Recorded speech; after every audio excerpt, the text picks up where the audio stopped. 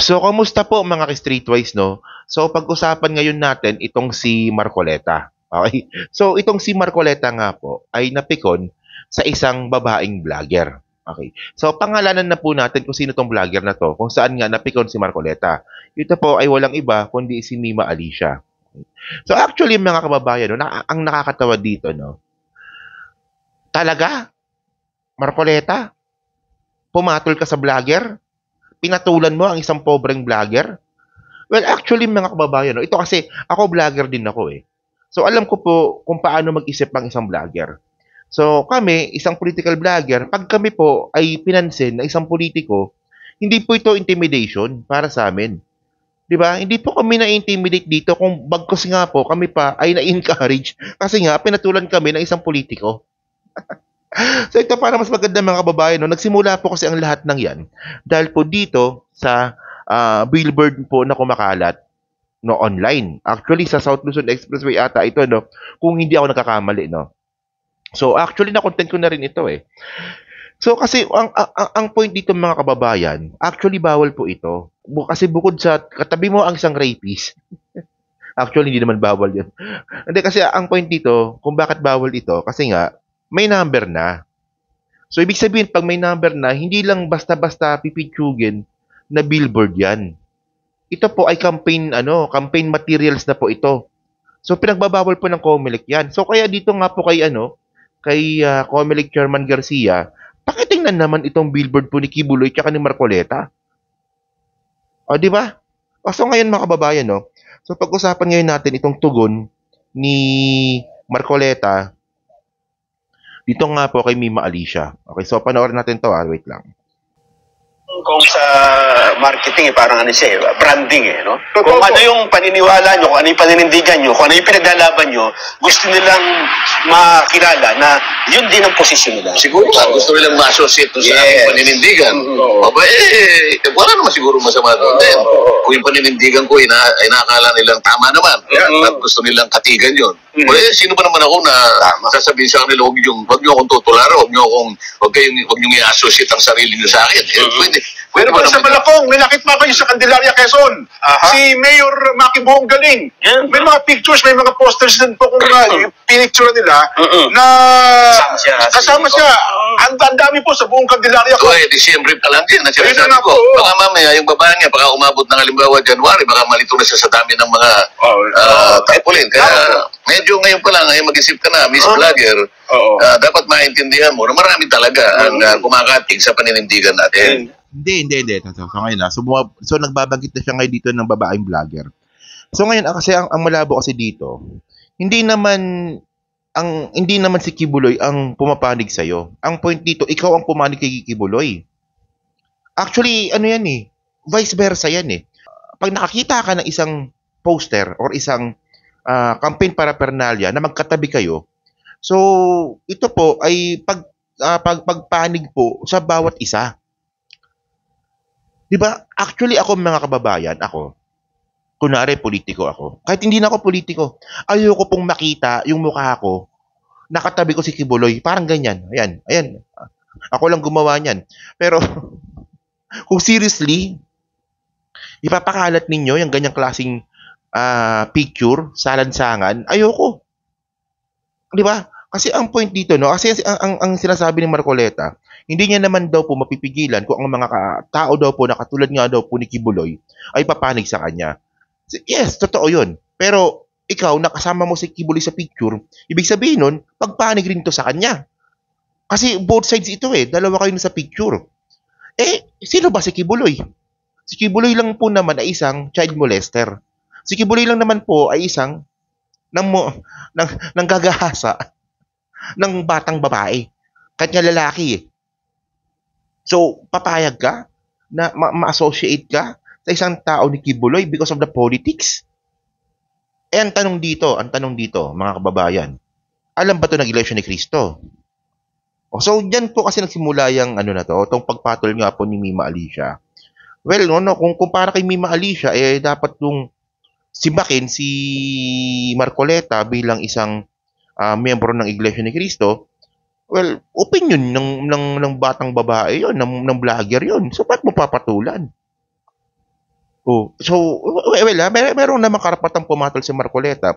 Pero men, ang cheap mo naman, vlogger, pinatulan mo, patakbo kang senador. Di ba? Para kang si Sara, pikon. Di ba? So ito, so continue pa natin, sige.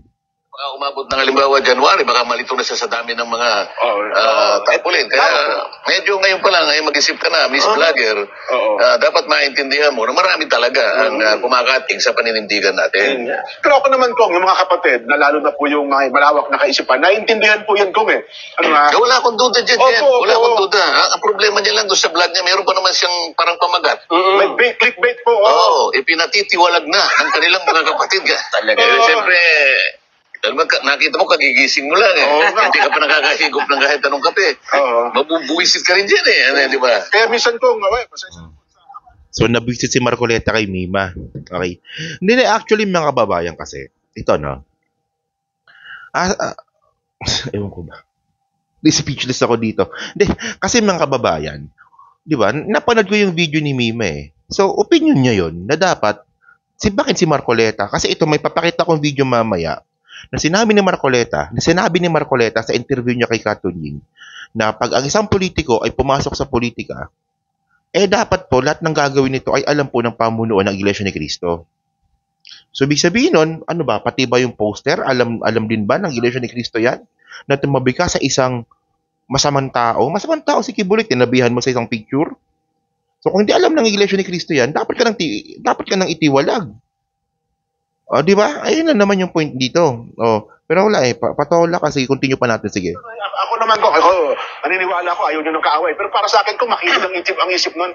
Makinig talaga. Makinig ang isip po ng babae ng vlogger. Siya, hindi na natin siya pinapansin eh. Yung maari lang na mailigaw niya, madaya niya, yun ang ating gustong Yun ang gusto nating mapantayan, maitama, para wag siyang mahiwalay. Ayun. Ako naniniwala ko, habang paparapit ang eleksyon, paramihan pa po ng paramihan, na pwedeng mga tumatakbo, lalo sa local elections, ay isasama po ang inyong mga larawan, Kong. Pwede mo talaga mangyari. Mari naman mangyari yan. Hindi kasi, ang point dito mga kababayan, ito meron kang control Marcoleta dyan sa mga poster na yan. For example, itong poster na yan, nakasama mo si Kibuloy, pwede mo naman kundinahin yan eh. Di ba kasi ang nag-post nito mga kababayan, ang nag-public din nito, bukod dun sa kalsada, SMNI. Pwede namang sabihin ni Marcoleta na yung poster na yan, wala akong alam dyan, gawa lang ni Kibuloy yan. Pwede naman ganun, yun nga lang, hindi eh. Di ba? So, ewan ko dito, no? So, continue pa natin, sige. Na pwedeng mga tumatakbo, lalo sa local elections, ay isasama po ang inyong mga larawan, Kong. Pwede mo talaga mangyari. Mari naman mangyari yan. Palagay ko na baka masira ang ulo ng babaeng vlogger na yun. Kasi sana naman wag, gano'n. Ang akin lang gusto baka mahimasmasan naman, ituwid niya yung sarili niya, at maaaring isang araw mag-text siya sa'yo, Jen. Ayan, sabi niya. Humingi siya ng dispensa, tatanggapin naman natin. Ayan, so gusto niya ng apology. Di ba? Huwag ng apology, demanda mo na. apology pa. Ayan si Marcoleta, nagpaparinig, gusto niya ng apology ni Mima Alicia. Kita mo naman kababawan ng tao na to, no? Di ba? Hindi, lubos-lubosin mo na, i-demanda mo na lang para magmukha ka ng tanga lalo. Kunwari ka pa dyan. Next, so ito, pakita ko sa inyo, no? So ito yung sinasabi kong video na isa. Teka lang. Ito. Kasi una sa lahat ng kababayan, no? Ang isang miyembro pala ng Iglesia ni Cristo ay hindi pala pwede tumakbo sa politika. Pwera lang kung siya po ay papayagan ng pamunuan. Okay. So, hindi kasi ako ayokong pakialaman yung paniniwala ng Iglesia, no? Pero minsan po talaga isasabit po talaga ito na pag-usapan natin because sa ginawa nga po ni Marcoleta. Kasi ang point dito mga kababayan, no, kung talagang walang alam ang Iglesia ni Cristo sa ginagawa ni Marcoleta, magsalita kayo. Ba maraming nang nalilito na miyembro ng INC na nagme-message sa akin or kahit po na nagko-comment po sa mga video natin na ano pa nangyayari? Di ba na si Marcoleta is miyembro ng INC? So hindi ako naniniwala na tiwalag-tiwalag, hindi ako naniniwala doon. So kasi may video dito pakita ko sa inyo mamaya, no. So, ayun ang point natin dito. Kung talagang dinadrag or talagang kinakaladkad ni Marcoleta ang Iglesia ni Cristo, so magsalita ang pamunuan. Na itong ginagawa ng taong ito, wala kaming alam dito. Sarili niya lang ito. Yun nga lang, sabi nga po ni Marcoleta dito sa isang interview, lahat pala ng ginagawa niya ay alam daw ng INC. So ito, panoorin niyo to Sige. Pwede po bang tumakbo sa pagkasenador ang isang miyembro na Iglesia ni Cristo? First of all, are you a member of the Iglesia ni Cristo? Gusto ko lang munang just to set the record straight. And number two, yun yung tanong na pwede po bang tumakbo senador ang isang miyembro na Iglesia ni Cristo? Unang-una, kailangan malaman ng ating mga tagapakinig at taga-subaybay mo sa iyong malawak na program na ako'y membro ng Iglesia ni Cristo. At generally speaking, ang isang membro ng Kaya, so yan so malinaw. So, si Marcoleta ay sinasabi niya po na siya po ay miyembro ng INC. Okay. So actually, kung magkakamali talaga ang INC sa mga kilos niya political, posibleng ito po ang isang magiging malaking pagkakamali po nila. Hindi, seriously mga kababayan. Seriously. Pag-usapan natin yan sa mga susunod na video, no? Sige, continue natin. sa iyong malawak na program na ako'y membro ng Iglesia ni Cristo. At generally speaking, ang isang miyembro ng Iglesia ni Cristo ay hindi pwedeng tumakbo sa politika. Ngunit kapag ikaw ay pinayagan, ikaw ay binigyan ng permisyo para tumakbo sapagkat yun ay doktrina sa Iglesia ni Cristo. Kinakailangan lahat ng gagawin mo ay ipagpapaalam mo sa pamamahala ng Iglesia. Kapag ikaw ay pinayagan, di ba? So, lahat ng ginagawa mo, dapat ay alam ng Iglesia. Okay, bilang isang politiko. So, big sabihin nun, kaya nga dito tayo nagkakaroon ng conflict Di ba? So, ano ba? Yung pagkampi-kampi ba ni Marcoleta sa mga Duterte, ito ba ay may paalam ni Marcoleta sa Iglesia? Kasi actually, no, ano yan conflict talaga Kasi pag sinabi mo kasing pagbawal, dapat bawal talaga. Di ba? Kasi, hindi, kasi ito with due respect sa mga kaibigan nating INC, sabi ninyo na ang turo daw sa INC, hindi daw po nangingialam ang Iglesia sa politika. So kaya nga bawal merong politiko sa inyo. Bawal na merong tumatakbong politician na miyembro ng isang Iglesia. Pero pwede pag pinayagan. Well, pag pinayagan, dapat lahat ng gagawin niya alam ng INC. So pangingialam sa politika yon. Na conflict. Di ba? So, ewan ko lang.